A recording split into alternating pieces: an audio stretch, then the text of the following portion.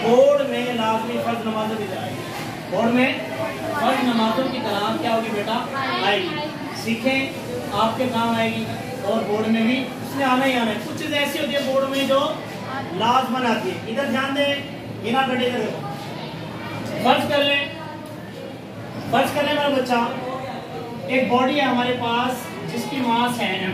मास से मुराद उसकी कमियत, वो 1 किलो की भी हो सकती है, 2 किलो की भी हो सकती है, यानी कोई ना कोई उसकी मास है। हमने क्या किया, उस पर फोर्स अप्लाइड की। क्या अप्लाइड की? फोर्स को क्या बोलते हैं? ताकत नहीं बोलते, ताकत बोलते हैं पावर को। फोर्स किसको बोलते हैं? मान लें एक बॉडी है जिसकी मास क्या बेटा m, उस पर हमने क्या की, फोर्स अप्लाई की। ये कुछ स्टेटमेंट मैंने नीचे लिखे, इसको देखो गौर से।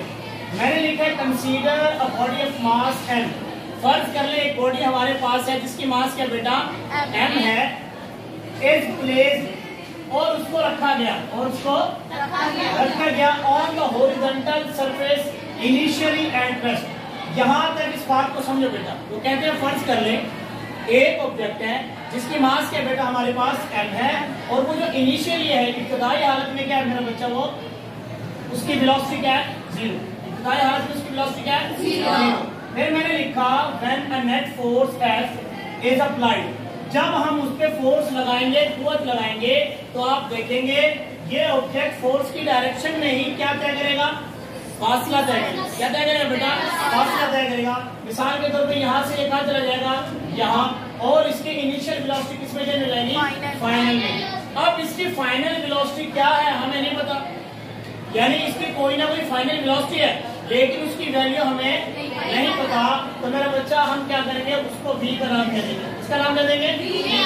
अब बॉडी यहाँ से यहाँ तक गई, क्या कवर किया उसने, डिस्टेंस तय किया। क्या किया बेटा, अगर आप देख सकें इस बॉडी ने क्या तय किया बेटा, डिस्टेंस। डिस्टेंस को हम किससे शो करते हैं, s से। किससे शो करते हैं बेटा, s। अब इस पूरी स्टेटमेंट को दोबारा समझ लो। हमने लिखा consider a body of mass m is placed on the horizontal surface initially at rest. एक जिस्म को हमने उसकी सतह पे रखा जो इब्तदाई हालत में उसकी वेलोसिटी क्या थी, 0 थी। When a net force is applied it covers distance h। जब हमने उसके ऊपर फोर्स लगाई तो उसने कुछ फासला तय किया।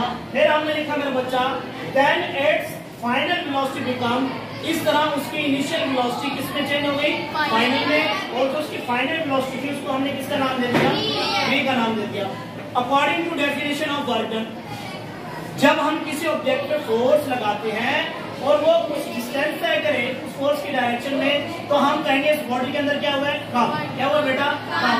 तो इस बॉडी के अंदर भी काम हुआ है। सर कैसे, हमने फोर्स अप्लाई की, हमने क्या अप्लाई की बेटा, फोर्स अप्लाई की, और इस बॉडी ने क्या तय किया, डिस्टेंस तय किया।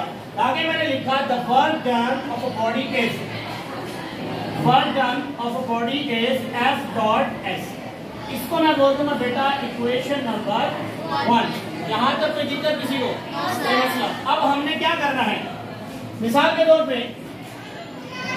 अगर आपसे आपकी अम्मी ने जाओ बेटा चाय बना लो, क्या बोले, अब क्या मतलब आप जाके ऐसी पानी डाल के चाय बना लो।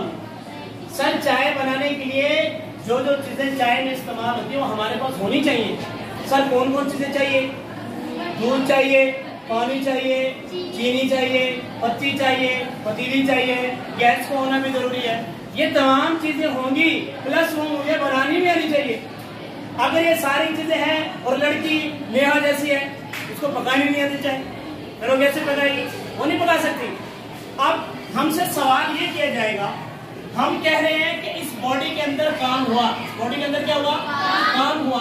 अगर कोई आपसे ये सवाल कर ले, बताओ बेटा ये काम कैसे हुआ है, बताओ इस बॉडी के अंदर कितना काम हुआ है। सर काम मालूम करने के लिए, वर्क मालूम करने के लिए हमारे पास दो चीजों का होना जरूरी है, एक फोर्स और एक क्या बेटा, डिस्टेंस। अब हमारे पास दोनों चीजें नहीं है हमारे पास, तो हम सबसे पहले फोर्स और फिर बाद में क्या, डिस्टेंस मालूम करेंगे। उसके बाद ये डेरिवेशन क्या होगी बेटा, ड्राइव। अब बात करते हैं हम न्यूटन साहब की। अकॉर्डिंग टू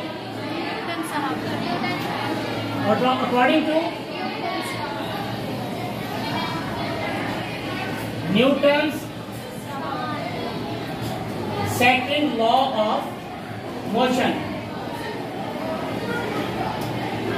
बेटा मैंने लिखा according to Newton second law of motion. Isha इधर देखो बेटा, न्यूटन के दूसरे कानून के मुताबिक न्यूटन साहब ने फरमाया था फोर्स जो होती है वो हमेशा किसका प्रोडक्ट होती है, मास और एक्सेलरेशन का, मास और एक्सेलरेशन का। सर इस तरह न्यूटन बाबा ने हमें इसकी वैल्यू दे दी फोर्स की। उसने कहा जहां फोर्स हो वहां पे आप मास और एक्सेलरेशन को लिख सकते हो, मास और एक्सेलरेशन को लिख सकते हो। अब हमारे पास क्या नहीं है, डिस्टेंस नहीं है। डिस्टेंस मालूम करने के लिए हम क्या करेंगे, by using third equation of, मेरा बच्चा घबराने की जरूरत बिल्कुल नहीं है, ये बच्चों वाले सवाल है। Sir third equation of motion क्या है बेटा, वो होती है 2as is equal to vf square minus vi square. अब देखो हमने क्या करना है, इस इक्वेशन को इस्तेमाल करते हुए, नताशा इसको इस्तेमाल करते हुए इस इक्वेशन को क्या करेंगे, इस्तेमाल करेंगे और इस s की वैल्यू निकालेंगे। 2 वैसे का वैसे ही रहेगा, एक्सेलरेशन भी वैसे का वैसे ही रहेगा। अब देखो मेरा बच्चा 2as, अब फाइनल वेलोसिटी क्या है हमारे पास, यहाँ देखो वो v, तो v का क्या हो जाएगा स्क्वायर।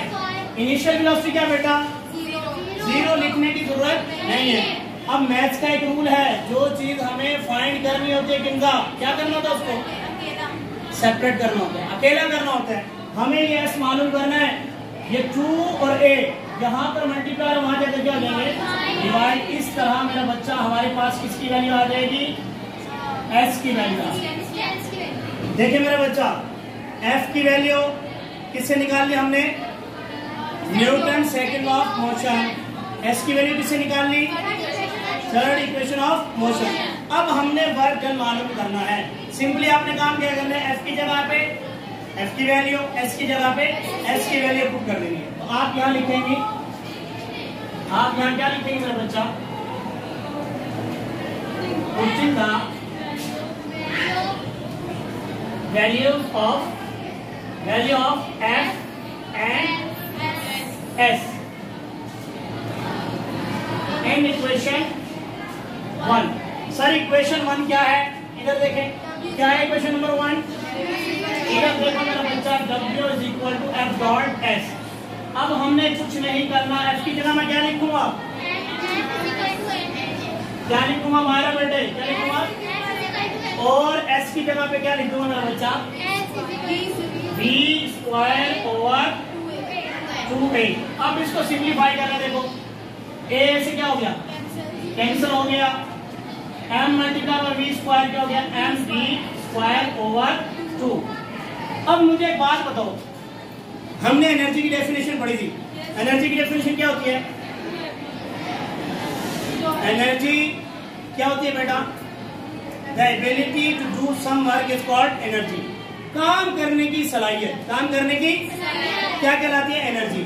अगर कोई बॉडी मूव कर रही है उसके अंदर जो एनर्जी होती है वो क्या होती है, काइनेटिक एनर्जी। क्या होती है, अब इस बॉडी के अंदर जो काम हो रहा है किसकी वजह से हो रहा है, मोशन की वजह से, हरकत की वजह से। बॉडी मूव कर रही है, इनिशियली रेस्ट में थी, हमने फोर्स लगाई तो ये कुछ डिस्टेंस तय किया इसने, यानी इसकी फाइनल वेलोसिटी बनी कुछ ना कुछ। इसका मतलब इस बॉडी के अंदर क्या हो रही है, मूवमेंट हो रही है, हरकत हो रही है। तो यहाँ पे जो काम हो रहा है बेटा, ये किसके बराबर होता है, काइनेटिक एनर्जी के। किसके बराबर होता है, किसके बराबर होता है। तो हम इस W की जगह पे क्या लिख सकते हैं, kinetic energy is equal to, देखो बेटा अगर मैं इस mv स्क्वायर को ऐसे साइड पर लिख दूंगा तो सर ऊपर कुछ नहीं बचेगा, तो क्या बचेगा, 1 बचेगा, और साइड पे मैं लिखूंगा mv स्क्वायर। तो इस तरह जो इक्वेशन आपके सामने बनेगी, इस इक्वेशन को किस नाम से जाना जाता है, डेरिवेशन ऑफ काइनेटिक एनर्जी, यानी k dot e is equal to half mv square. किसी कोई मसला, जी बोले। मोशन इसमें होगा, काइनेटिक एनर्जी नहीं। बेटा काइनेटिक एनर्जी का मतलब क्या होता है, अगर कोई बॉडी काम कर रही है इट्स मीन उसके अंदर एनर्जी तो मौजूद है। अब एनर्जी आमतौर पे 2 तरह की है, पोटेंशियल एनर्जी और काइनेटिक एनर्जी। अगर कोई बॉडी मूव कर रही है, हरकत कर रही है, तो उसके अंदर जो एनर्जी होती है वो काइनेटिक एनर्जी होती है। अब इस बॉडी में मूवमेंट हो रही है, हम इस पे क्या लगा रहे हैं, फोर्स। और इस फोर्स की डायरेक्शन में क्या कर रही है, डिस्टेंस तय कर रही है। इट्स मीन इसके अंदर मोशन हो रहा है, इसके अंदर जो भी एनर्जी है, जो भी वर्क डन हो रहा है, किस एनर्जी की वजह से हो रहा है, काइनेटिक एनर्जी, हरकी तवानाई कहते हैं इसको। किस वजह से हो रहा है, हरकी तवानाई की वजह से। इसलिए मेरा बच्चा बोर्ड में ये सवाल फर्ज नमाजों की कराते हैं और ये कोई मुश्किल नहीं है।